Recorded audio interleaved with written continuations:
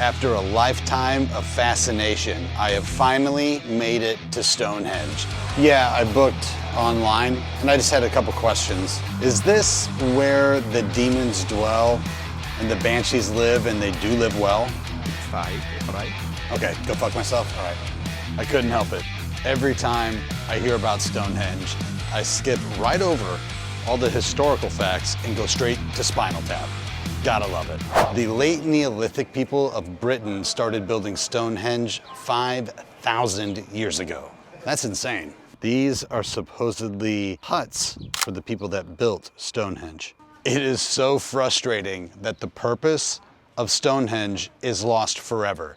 There's no documentation, there's nothing telling us what it was actually for. This is an exact replica of stone number 60, and it weighs 28 tons. It's really impressive that they moved all these and got all this done. It's not as impressive as the Egyptians because those were like 400 tons. However, this is more believable.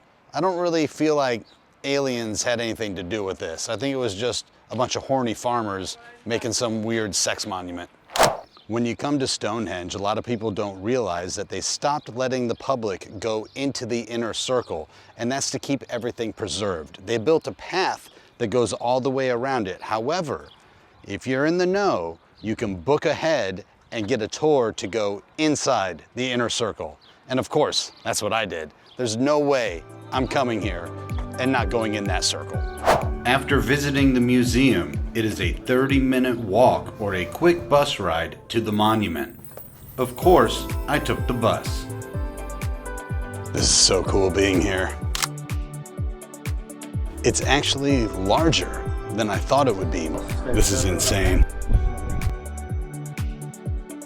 The only way to grasp the magnitude of this accomplishment is to go inside the inner circle. It's always a strange feeling being at these monumental historic sites that you've heard of your whole life and have only existed in your mind and in books, and then they manifest into reality. You just want to take tons of photos, see everything, soak it in at the same time. It's a little overwhelming. It's really when I do things like this and I experience history, culture, that I actually feel something. It's too bad I can't figure out how to feel like this all the time.